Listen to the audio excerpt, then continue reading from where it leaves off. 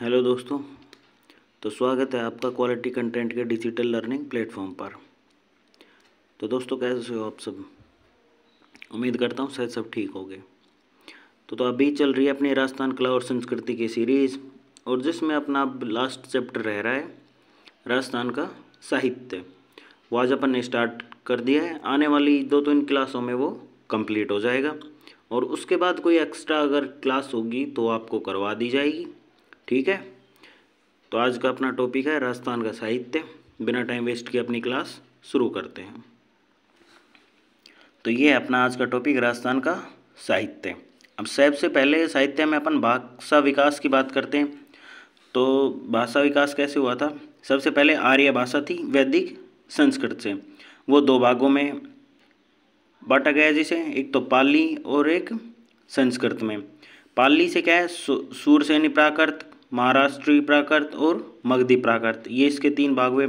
फिर शौरसेनी प्राकृत भाषा से गुजरी अपभ्रंश भाषा का निर्माण हुआ, और शौरसेनी अपभ्रंश का।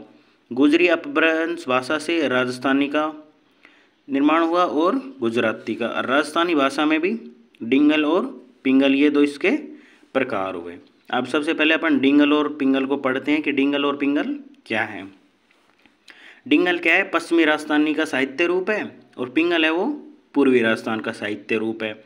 डिंगल की बात करें तो अब डिंगल में राजस्थानी पर गुजराती भाषा का प्रभाव दिखाई देता है, परंतु राजस्थानी का शुद्ध रूप है ये। अब पिंगल की बात करें तो राजस्थानी पर ब्रज भाषा का प्रभाव देता है इधर। अब डिंगल में वीर रस का प्रयोग करते हैं, और चारण साहित्य का अधिक सर्जन दिखाई देता है, जैसे रचना बांकीदास की रचनाएं। अब पिंगल की बात करें तो श्रृंगार रस का प्रयोग किया जाता है पिंगल में अधिक, और भट्ट कवियों ने इसने रचनाएं अधिक लिखी थी इसमें, जैसे पृथ्वी भट्ट चंद्रबरदाई की ने पृथ्वीराज रासो लिखी थी। ठीक है, तो ये इसकी रचनाएं हो गई, और ये दोनों इम्पोर्टेंट है, ये हाईलाइट कर रखे हैं। एग्जाम में क्वेश्चन ये पूछे भी गए हैं कि गुजरी अपभ्रंश भाषा से कौन सी राजस्थानी भाषा किससे निकली है। ठीक है, या राजस्थान के साहित्य के बारे में पूछा जा सकता है कि कौन कौन से डिंगल पिंगल कौन कौन से 2 वो हैं इसके। ठीक है, यहाँ तक आगे चलते हैं। चलो आगे क्या दे रखा है, राजस्थानी भाषा के विकास में के संबंध में 3 अपभ्रंशों का उल्लेख किया गया। ये कौन कौन से हैं? शौरसेनी है, नागर है और मरु गुजरी है। अब इसमें क्या है, सर्वमत उचित है कि मरु गुजरी अपभ्रंश से ही मरु भाषा यानी राजस्थान व गुजरी से गुजराती भाषा का विकास हुआ है। गुजरी अपभ्रंश कब से कब तक था? 11वीं से 13वीं शताब्दी तक। प्राचीन राजस्थानी 13वीं से 16वीं शताब्दी तक, जैन साहित्य जिसमें आता है। मध्यकालीन राजस्थानी 16वीं से 18वीं शताब्दी तक, जिसमें चारण साहित्य आता है। और आधुनिक राजस्थानी 18वीं शताब्दी से, और अभी तक जो चल रहा है वो आधुनिक राजस्थानी साहित्य चल रहा है। आगे पढ़ते हैं। राजस्थान साहित्य की इतिहास परंपरा को हम निम्न रूप में प्रस्तुत कर सकते हैं। सबसे पहले क्या है, वीरगाथा काल। वीरगाथा काल कब से कब माना गया है? 1050 ईस्वी से 1450 ईस्वी तक, जिसे प्राचीन काल भी बोला गया है। अब इनमें वीरगाथा काल में क्या हुआ था, विदेशी आक्रमणों की विकट परिस्थितियों में संघर्ष की भावनाएं बनाए रखने हेतु साहित्य में वीर नायकों का आदर्श प्रस्तुत किया गया है। इसमें जैसे जैन रचनाओं की रचनाएं भी उल्लेखित हैं। ठीक है, अब जैसे श्रीधर व्यास की कौन सी है, रणमल छंद है। आगे चलते हैं। चलो अब वीरगाथा काल के बाद अपना कौन सा आ जाता है, भक्ति काल आ जाता है। भक्ति काल कब से कब तक था? 1450 ईस्वी से 1650 ईस्वी तक, जिसे पूर्व मध्यकाल भी कहा जाता है। अब भक्ति काल में क्या हुआ था, बहुत से संत हुए थे जिन्होंने भेदभाव रहित समाज की कल्पना की थी और मूर्ति रूप जिसे प्रदान किया था।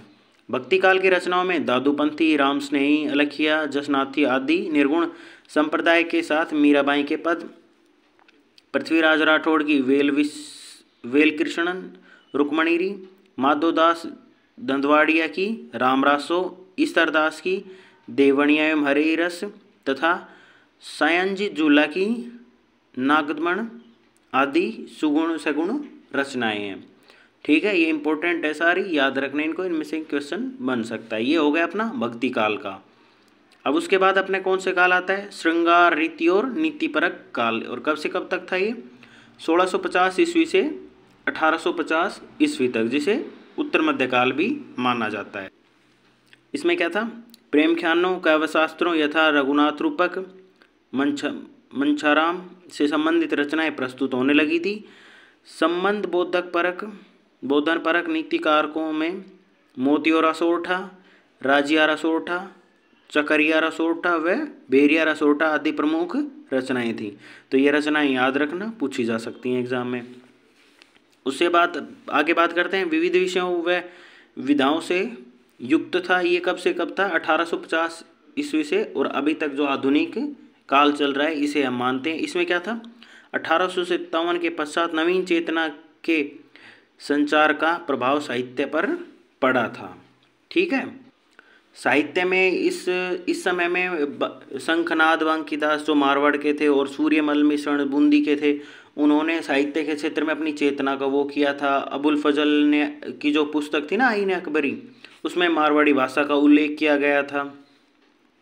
और भी कई ऐसे अभिलेख थे जिनमें राजस्थान की 18 क्षेत्रीय भाषाओं का वर्णन मिलता है। ठीक है, तो ये सब अपन ने कब पढ़ते हैं कि किस काल में पढ़ते हैं, आधुनिक काल में पढ़ते हैं। ठीक है, तो ये हो गया राजस्थान के साहित्य का जो इतिहास था वो हो गया। तो आज की क्लास में अपन यही पढ़ेंगे, राजस्थान के जो साहित्य का इतिहास था, कौन कौन से कालों में बांटा गया है उनके बारे में। अगली क्लास में अपन क्या देखेंगे कि प्रमुख कौन कौन से साहित्यकार हुए हैं और कौन कौन सी उनकी प्रमुख रचनाएं हैं, ये सभी अपन अगली क्लास में देखेंगे। ठीक है, मिलते हैं अगली क्लास में।